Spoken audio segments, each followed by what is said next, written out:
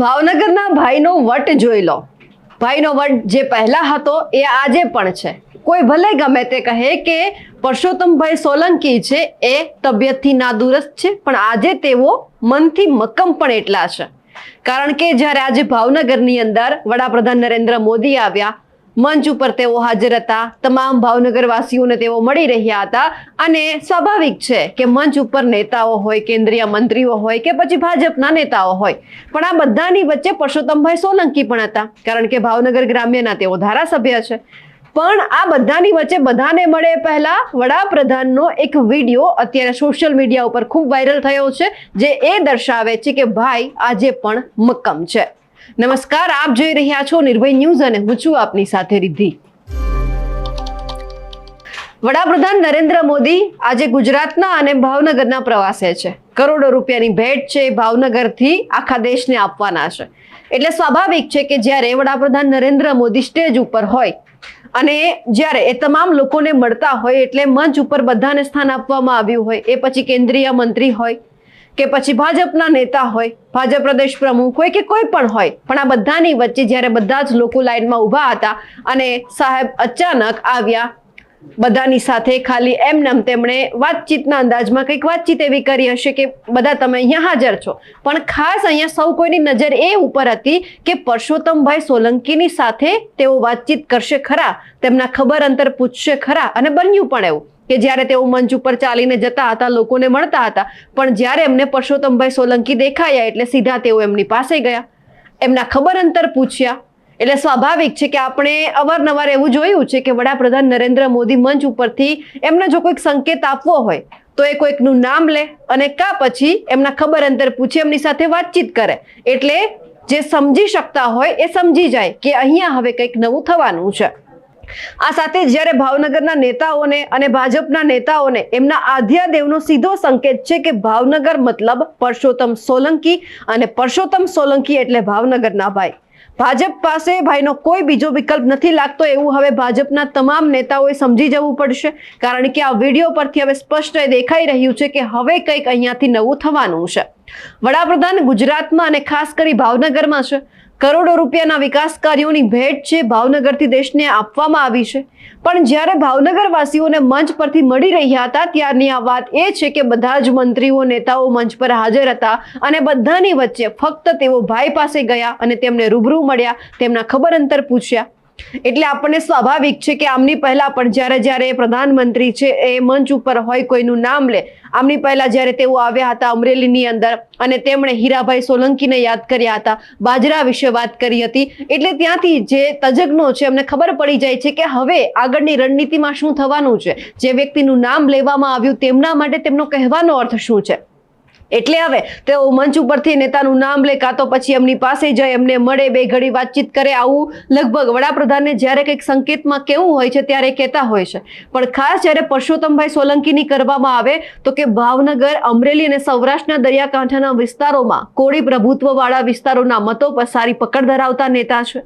પરસોત્તમભાઈ સોલંકી ભાવનગર ગ્રામ્ય વિધાનસભા બેઠક પરથી ભાજપની ટિકિટ પર ઘણા વર્ષોથી જીતતા આવ્યા છે. તેમની રાજકીય વગ એટલી જબરદસ્ત છે કે નરેન્દ્ર મોદી મુખ્યમંત્રી હતા એ સમયથી તેમને સ્ટાર પ્રચારક તરીકે મત વિસ્તારોમાં મોકલવામાં આવતા હતા. મુખ્યમંત્રી સિવાય પ્રચાર માટે હેલિકોપ્ટર મેળવનાર ઉમેદવારોમાં પણ તેમનું આ નામ રહેલું છે. પરસોત્તમ સોલંકીની એક એવા નેતા તરીકેની ઓળખ છે કે તેમની ટિકિટ અત્યાર સુધી ભાજપ પણ કાપી નથી શક્યું. તેમને મોટા ભાગની સરકારોમાં મંત્રી પદ મળ્યું છે. આ બાબત ગુજરાત ભાજપમાં તેમનું કદ કેવું છે અને કેવડું છે એ કહી આપે છે. આ સાથે જ્યારે આજે વડાપ્રધાન મોદી ભાવનગર આવ્યા એ પહેલા પરસોત્તમભાઈ સોલંકી અને કેન્દ્રીય રાજ્યમંત્રી અને કાર્યકર્તાઓની જ્યારે ભાવનગરમાં મીરા કુંજ ખાતે સંકલન બેઠક યોજાઈ હતી, તેમાં પણ પરસોત્તમભાઈ કહી દીધું હતું કે નરેન્દ્ર મોદી જ્યારે ભાવનગર આવી રહ્યા છે એટલે મારે એક જ વાત તમને બધાને કહેવાની છે કે જેટલાને આ જાણકારી મળે તેમણે તમામ લોકોએ આ કાર્યક્રમમાં આવવાનું છે. અને આજે જે લોકો તમે જોઈ રહ્યા છો, આ આખી સભાની અંદર રોડ શોમાં પણ તમે માણસો જોયા, આજે જાહેર સભાનું આયોજન કરવામાં આવ્યું છે તેમાં પણ તમે લોકો જોયા. એ પછી ભાવનગરના અને ભાજપના નેતાઓને પણ ખબર પડી ગઈ હશે કે ભાઈ વગર આ બધું અશક્ય છે. સૌથી પહેલા તો એ દ્રશ્ય ઉપર નજર કરીએ કે જ્યારે મંચ ઉપર તેઓ તમામ ભાવનગરવાસીઓને મળી રહ્યા હતા અને તેમની સામે જ્યારે પરસોત્તમભાઈ સોલંકી આવ્યા ત્યારે એ બંને વચ્ચે શું થયું. નરેન્દ્ર મોદી સાહેબનું ભાવનગરની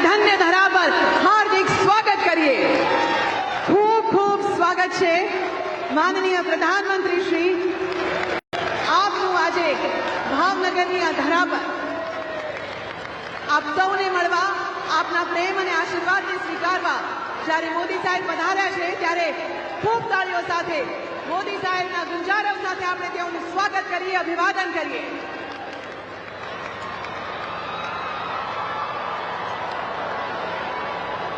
સાથે ખૂબ ખૂબ સ્વાગત છે ગુજરાતના લોકપ્રિય નેતા માનનીય મુખ્યમંત્રી શ્રી ભૂપેન્દ્રભાઈ પટેલ, માનનીય મંત્રી શ્રી સી આર પાટીલ સાહેબ, કેન્દ્ર સરકારના પોર્ટ્સ, શિપિંગ અને વોટરવેઝના માનનીય મંત્રી શ્રી સર્બાનંદ સોનોવાલ, માન્ય મંત્રી શ્રી ડોક્ટર મનસુખભાઈ માંડવિયા, યુવા બાબતો અને રમતગમત, પોર્ટ્સ, શિપિંગ એન્ડ વોટરવેઝ મંત્રાલયના માનનીય રાજ્યમંત્રી Shri Shantanu Thakor, consumer affairs, food અને પબ્લિક ડિસ્ટ્રીબ્યુશન મંત્રાલયના માનનીય રાજ્યમંત્રી તથા ભાવનગરના ગૌરવ શ્રીમતી નીમુબેન બાંભણિયા, ગુજરાત મંત્રીમંડળના સર્વે સભ્યશ્રીઓ, સાથે માનનીય ધારાસભ્યશ્રીઓ અને મંચસ્થ મહાનુભાવ સર્વેનું આવો તાળીઓના નાદ સાથે ફરી એકવાર સ્વાગત કરીએ. હવે જે આ દ્રશ્ય તમે જોયા એ પરથી ક્યાંક અંદાજ એ તમામ ભાજપના નેતાઓએ, ભાવનગરના નેતાઓએ સમજી જવાની જરૂર છે કે હવે ગમે તે થાય પણ ભાઈનો વિકલ્પ બીજો કોઈ જ નથી. ભાઈ પોતે ભાઈ છે. કારણ કે જ્યારે વાત કરવાની હોય, હમણાં થોડા દિવસ પહેલા પણ આપણે જોયું હતું કે નીમુબેન બાંભણિયાને લઈને ખૂબ નારાજગી પરસોત્તમભાઈ સોલંકીએ વ્યક્ત કરી હતી. એમનો ઘરનો પ્રસંગ હતો, બેન હાજર નહોતા, એટલા માટે એમણે જાહેર જ્યારે આ કાર્યક્રમ ચાલુ હતો ત્યારે પણ ટકોર કરી હતી બેનને લઈ કે બેન અમારાથી નારાજ છે. ઘણી બધી વાતચીત કરી અને એ પછી ઘણા બધા દ્રશ્ય આપણે જોયા કે નીમુબેન બાંભણિયા છે, પરસોત્તમભાઈ સોલંકીનો જે મુંબઈમાં ગણેશોત્સવનો કાર્યક્રમ હતો તેમાં પણ હાજરી આપી અને એ પછી જ્યારે આ મીરાકુંજ ખાતે સંકલન બેઠક યોજાય એમાં પણ નીમુબેન બાંભણી અને પરસોત્તમભાઈ સોલંકી એક સાથે દેખાયા. એટલે ક્યાંક આ નારાજગી દૂર પણ કરવી પડે, કારણ કે નીમુબેનને પણ લાગતું હતું કે પરસોત્તમભાઈ વગર આ બધું અશક્ય છે. એટલે જો એમની સાથે મળી અને કામ કરવું હોય તો જ ભાજપના એમનું ક્યાંક છે હિત જળવાયેલું છે. આ સાથે જ આજનું એક જે દ્રશ્ય છે સૌથી ભાવુક કરી દેવો છે, એટલા માટે કે જ્યારે વડાપ્રધાન નરેન્દ્ર મોદી ભાવનગર આવ્યા અને સૌથી પહેલા તો એમણે લોકોને સંબોધન કર્યું, લોકો સાથે ઘણી બધી વાતચીત કરી હશે, પણ જ્યારે આખો કાર્યક્રમ પૂરો થયો અને નરેન્દ્ર મોદી છે બધાને મળીને જતા હતા, અચાનક બધા જે ભાજપના નેતાઓ છે, મંત્રીઓ છે, એમને પણ એવું કહી દીધું કે હા હવે આ બધો કાર્યક્રમ પૂરો થયો છે, આપણે જઈએ. અને પછી અચાનક વડાપ્રધાન નરેન્દ્ર મોદીને યાદ આવ્યું કે એમને પરસોત્તમભાઈ સોલંકીને મળવાનું છે. એ પાછા જાય છે, એમની મુલાકાત કરે છે અને પરસોત્તમભાઈ સોલંકીને એવો પણ ઈશારો કરે છે કે તમે બેઠા રહો, હું તમારી પાસે આવું છું. અને પછી એમની પાસે ગયા, એમને ભેટી પડ્યા. એ દ્રશ્ય ઉપર પણ નજર કરીએ. माननीय प्रधानमंत्री जी, आपके प्रेरणादायी शब्दों और इस ऐतिहासिक अवसर पर आपकी उपस्थिति एवं देश के लिए विकास लक्ष्य भेंट के लिए आपका हम बहुत बहुत धन्यवाद करते हैं. ભાવનગરમાં આપની ગરિમામય ઉપસ્થિતિ અમારે માટે ગૌરવની ક્ષણ છે અને ભવિષ્યમાં પણ આપનું સ્વાગત કરવા અમે અતિ આતુર રહીશું. જરૂરથી ફરી પધારજો. એક સાથે એક સુરમાં કહીશું ભારત માતા કી. ધન્યવાદ. જય હિન્દ, જય જય ગરવી ગુજરાત.